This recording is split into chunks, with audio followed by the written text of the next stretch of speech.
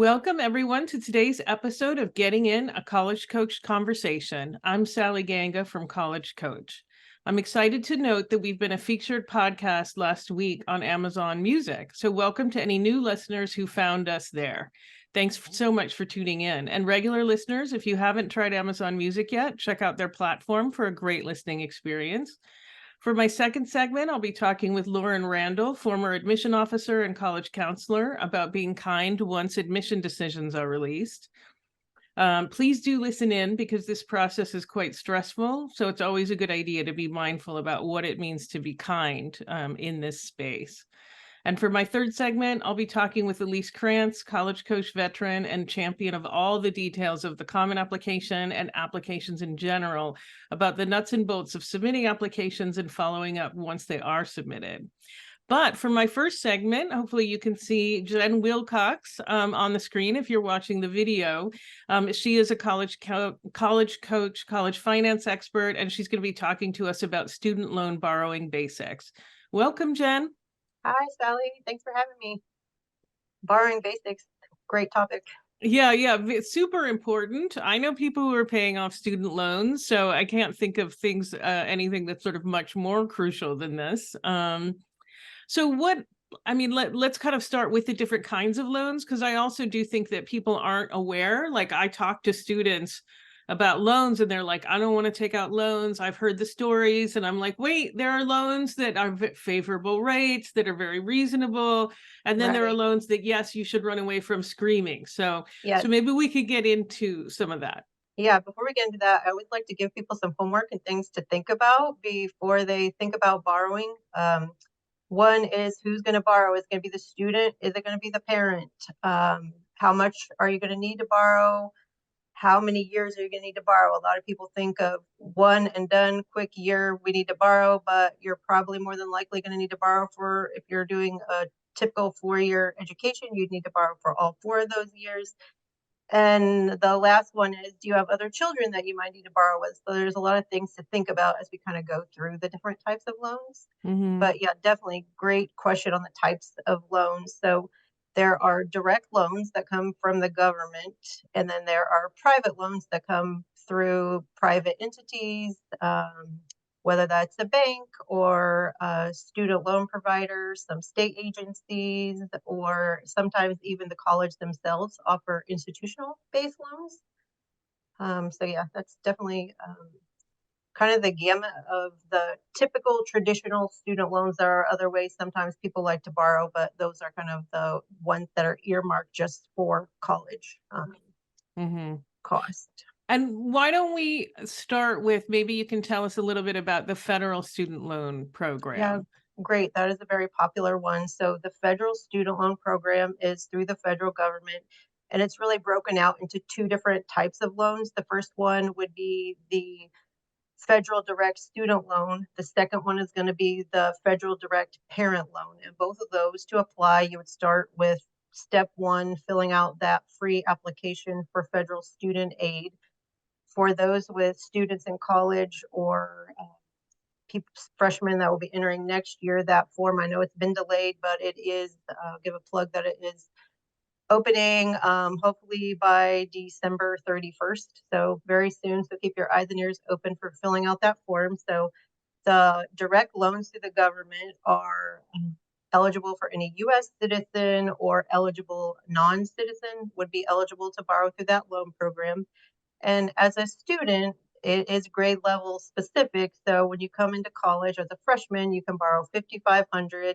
When you advance sophomore, you can borrow $6,500. And then as a junior and senior, you can borrow $7,500 in those upper class years. Now, the loan does have a pretty hefty fee for originating it. It's about 4% they charge you to make the loan to you.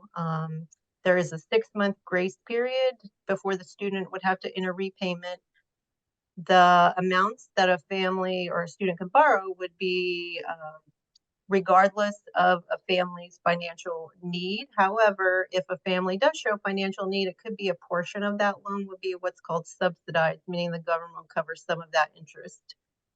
And a student could elect to pay the interest while they're in school to maybe keep the cost down on that loan. Your school will award it as part of your award package, and a student would select they want the loan, and then at that point, fill out a master promissory note, and then insurance counseling, and then the school would communicate with the Department of Ed to get the funds. And then on the reverse side, the parent loan is a little different. It's in a parent's name. You fill out your FAFSA. Now, on the Parent Plus loan, they don't look at credit. They're not going to look at a parent's debt to income ratio like they will on maybe a private loan. It is a parent loan in their name. The parent is the one responsible to pay it back. They can defer payments until the student graduates if they wanted to. The parent would be able to borrow up to the full cost of attendance minus any other aid or loans that the student might take for that loan. On these federal programs, one positive to them is they do have a lot of securities built into the repayment, whether it be more like an income driven repayment plan, forbearance options, and then some of the more federal forgiveness programs that we've heard about are kind of tied to these loans. So that's kind of the federal loans kind of in a nutshell. I'm curious with the parent loan, are there any reasons why anybody would be denied for that Oh, yes, loan? definitely. Oh, Great question. Yes, definitely. So if a parent has derogatory marks, delinquencies on their credit, they would be denied from that. If they've ever defaulted on a student loan in the past, they might be declined, but for the most part, it is a very open loan program. Okay, so unless It's there's an much actual easier to get than delinquency. on a private side. Yeah. Okay, all right, well, that's good to know, because I know someone who was denied, and Oh, now I know more about her than I should probably, right. actually. She wished she would have said she was denied. Yeah, she didn't share why. Right. So, but which is fine. Okay, so what about the private loans then? The non-federal loans? Right. So private loans are a little different. Those are the borrower can either be the student or it can be the parent. If it is the student, it is credit based. They will look at your credit score, they will look at your debt to income ratio. Those loans, if it is the student, a student doesn't have credit, so they would need to have a credit worthy co borrower. And I always note to families, the creditworthy co-borrower is the responsible party involved also. So if you're co-signing for a student, you are also the responsible party there. Now on private loans, the rates can vary greatly. Where on the federal loan, it is a fixed rate for everybody, regardless of who applies. The rate is what the rate is. Where on the private side, the loans are can go right now. You're seeing approvals probably in the 7% and upwards to we see some borrowers who get like 15% rate. So the rates can be fairly hefty depending on those loans. Earlier, I'd said the federal loan charges a 4% origination fee. On these loans, they normally are zero or a very low fee to make the loan to you. They usually have a 6 to 9 month grace period at the end. Interest is always accruing. And then when you apply for these, they give you options for how you want to pay. And that usually is determining a determining factor in what rate you're getting. So if you choose that you want to pay while the student is in school, principal and interest, you're probably going to fare on the better rate side than someone who says they want to defer everything until the student graduates. Mm-hmm. So, And I mean, it sounds like with the no origination fee, it sounds like the private loans are better, but they typically have higher interest rates, right? right, it could, well, right now they're probably both very, very similar. On the plus loan side, you're looking at a little over 8%, private 7%. So it really kind of depends on, it's very, I think, depends on each family situation. Okay. All right. So probably the big thing is also to look then about, yeah, subsidized. Is it And then the debt to subsidized? income ratio is comes into play a lot because if you need to borrow for 4 years, sometimes we'll have families who borrow for one child for 4 years, and when they go to borrow for child two, the debt to income ratio makes it so they are not approved for a child two. So then they might need to revert back to the plus loan. So Yeah. Yeah. Okay. So just be careful. Yes, All be right. mindful. Yeah, be mindful, think it out thoroughly. And where would be a good place to locate a private loan? Yeah, these loans are great. I would say I would always start at your college at the college's website. Um, they usually list comprehensive list of loans that students have gotten approved for in the past or that have brought to that college. State agencies are a great place to look. A lot of states, I think I think of New Jersey class loan. Texas has a great state loan program. So checking those options. And then just doing a general internet search is also a favorable way. And then just looking into each of the programs to see rates, fees, terms, and all of those types of things are great. Hmm.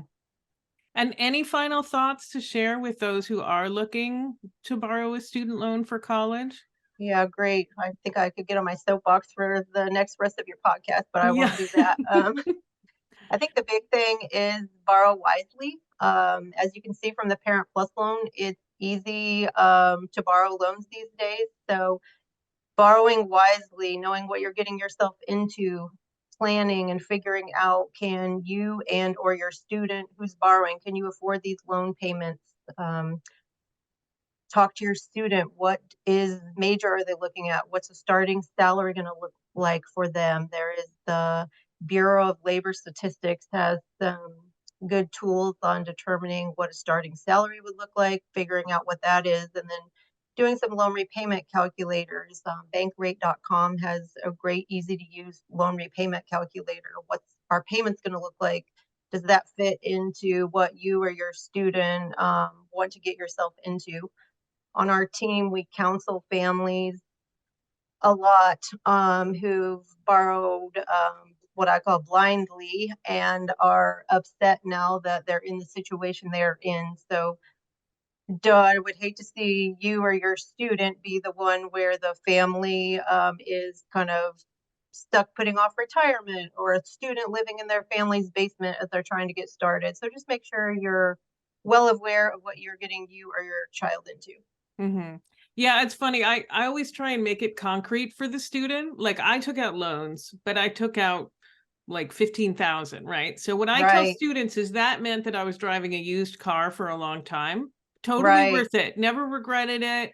And I actually lived in a city where I took the bus a long time. Like buying a car was not something I could afford with my loan repayments. Not a Right. problem, completely worth it. But But if you borrow too much more, then yes, you will be moving back in with your parents. And I talk to students all the time who say, well, I want to go to college in New York because I want to live in New York. And I'm like, you don't have to borrow money to live in New York. You can just live there after you graduate. And maybe right. that's actually going to make more sense. So I try and make it concrete for the students. And then, Love that. as you said with the parents, do you want to put off your retirement for this? Think about Right. that. Yeah. Generally speaking, when I was in the aid office, we used to say, try as a student, try not to borrow more than what your starting salary would be coming out of college. So that would kind of gives you a kind of a general guide. Mm-hmm. Yeah, And absolutely. we always say on the finance side, and I hope you do too on the admission side, it's more important about what you do when you're at college than where you go. So definitely keep that in mind. I completely agree with that. It doesn't mean you shouldn't apply to these expensive schools, but think Right. carefully if you don't get the aid package that you need. So, Exactly. yeah, balance it out with those in-state schools as well. Yeah. All right. Well, thank you so much, Jen. I really appreciate it. Yeah. Thank you, Sally. Okay. And when we return, I'll be welcoming Lauren Randall.